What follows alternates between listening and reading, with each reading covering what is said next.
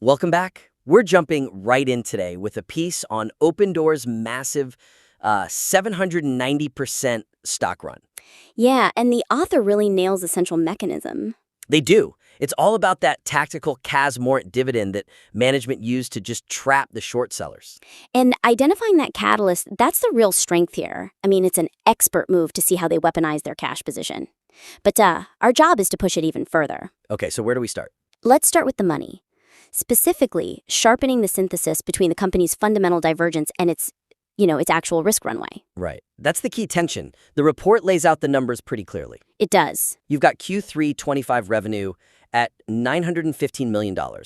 But then it's paired with this $90 million net loss.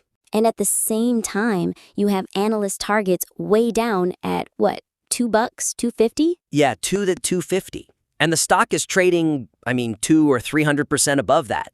The divergence is huge. And here's the weakness. The report presents these things, the losses, the low targets, as just, counterfacts.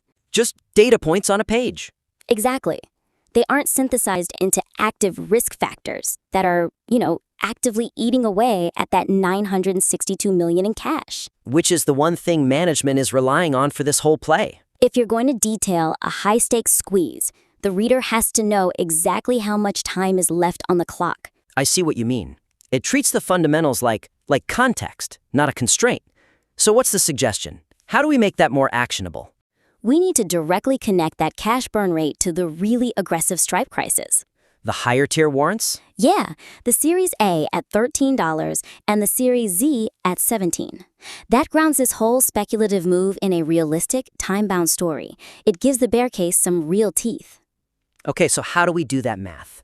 How do you turn a $90 million quarterly loss into a metric that speaks to those strike prices? You turn it into a runway, a ticking clock. Okay. Just do the simple division. Take that $962 million in cash, divide it by the $90 million net loss per quarter. What do you get? Just over 10. About 10.7 quarters. 10.7 quarters. Which, maybe by coincidence, maybe not, pushes the company's survival right out to late 2026. Which is exactly when management says they'll hit adjusted break-even. Right. It lines up perfectly. That is a powerful calculation.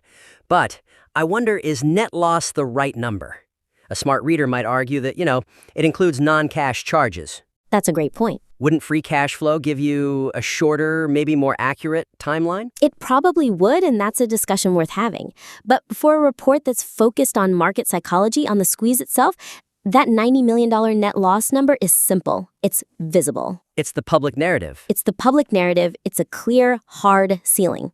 So the suggestion is to use that specific runway calculation, the 10.7 quarters, as the central challenge to management's goals. So you bake it right into the bear case, show the precise financial timeline. Precisely. The runway becomes the hard deadline. If that whole AI and software pivot doesn't materialize fast enough to justify $13 or $17 a share. Then that countdown clock dictates when the squeeze has to succeed or, fail catastrophically. Exactly. It moves the bear case from if the stock goes down to if management can't beat this very specific clock. It's a huge upgrade. It is. It turns the financials into a tactical tool for the whole thesis. Okay, let's take that idea of tactical focus and apply it to the trading scenarios. Good idea. That's our second point, right? Structuring the trading scenarios around the technical warrant triggers. Yes, the forecast section right now is fine. It gives good directional guidance. But it's missing something. It's missing the whole point. If the CAS warrants are the heart of the corporate action, they need to be the decision points in the forecast. Right now, it's using standard technicals. 750 for support, 1087 is the recent high. Which is okay, but the report itself makes such a strong case that the $9 strike price, the Series K warrant, is the most critical immediate milestone. The first real test. It's the lowest hanging fruit. It's the validation test for this whole strategy, and yet it's barely used in the trading plan. So the suggestion is to reframe the scenarios completely? Completely. Emphasize how crossing, or, failing to hold, each of those specific strike prices, 9, 13, and 17, either confirms or denies what management is trying to do. It makes the advice less about vague momentum and more about hitting corporate targets. The corporate action should dictate the technicals, not the other way around. Okay, so let's get concrete. How would that work for the bull case? Right now, the bull case just sort of triggers if it holds 750. That's too generic. I agree. The suggestion is to make the bull case hinge decisively on breaking and holding that $9 K-warrant strike. You label it the validation test. So management has to pass that test to prove the squeeze is working? Exactly. And only after $9 is clearly held do you start targeting that $12 to $15 gap fill. I like that. It gives the bull thesis a tangible goal that's tied right back to the core argument.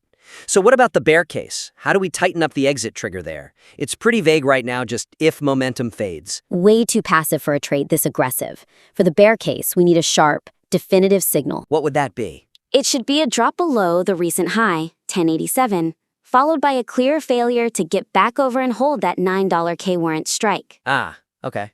If the stock can't even maintain the price needed for the first tier of warrants that management engineered, Then the whole corporate leverage thesis is broken. it's completely broken. That's a much more precise trigger for shorts to either cover or for new shorts to get in. Using those warrant prices as hard pivots, it just makes the whole thing so much more cohesive. It does, and that brings us to the final point, which is about maintaining that cohesive energy. Our third critique is all about enhancing the narrative consistency and really leveraging that idea of corporate weaponization. This feels more like a tonal thing. It is. To match an aggressive title like Bears Are Trapped, the conclusion has to reflect the high-stakes, weaponized nature of what's happening. And the body of the report does that so well. The language is powerful. It's almost visceral. Absolutely. It talks about the CEO wanting to ruin the night of short sellers. It calls the dividend weaponized. It's painting a picture of financial warfare. But then the conclusion it falls completely flat. It backs away. It does. It reverts to this generic, safe assessment. This is a high-risk, high-reward trade. That's such tonal whiplash. It undercuts the whole unique angle of the analysis. We need to avoid that safety net. The suggestion is to elevate the tone, especially in the conclusion, to maintain that feeling of financial warfare. Emphasize the strategic brilliance or, maybe the recklessness of management turning their biggest weakness. That massive short interest. Into an incredible strength through this forced delivery mechanism. So instead of ending on risk, we should end on the asymmetry of that risk. The asymmetry that management created. That's it exactly.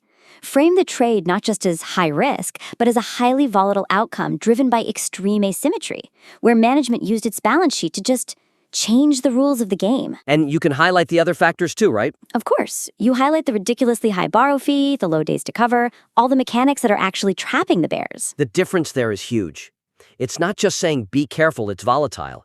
It's saying management manufactured the specific kind of volatility, and here's how it's engineered to punish shorts. And that's the narrative consistency we're after. The conclusion should challenge the audience, ask them to assess the long-term credibility of this weaponization strategy. Right. Does this tactical success justify the huge fundamental gap? Yes, it leaves the reader with a challenging, memorable thought that reinforces the entire piece. You maintain that psychological tension right to the very end. This has been a really focused discussion. I think these points can really maximize the impact of what is already a very, very insightful piece of analysis. I agree. The core of it, identifying that Kaz warrant as the catalyst, is already world-class. We're just making sure every other part of the report is just as sharp. So, to quickly summarize for the listener, first, deepen the integration of cash burn versus the warrant strikes. Use that 10.7 quarter runway as the measurable ticking clock. Second, use the specific warrant strike prices, $9, $13, and $17, to create much sharper, more actionable trading scenarios. And remember to label that $9 level as the critical validation test. And finally, make sure the conclusion maintains that high-stakes narrative. Frame the trade not as generically risky, but as a volatile outcome driven by the extreme asymmetry that management deliberately created. These changes will take this from a great report to, I think, an unforgettable piece of market analysis. We're really looking forward to seeing the revised version. Definitely. Submit your improved work back in again for a follow-up critique.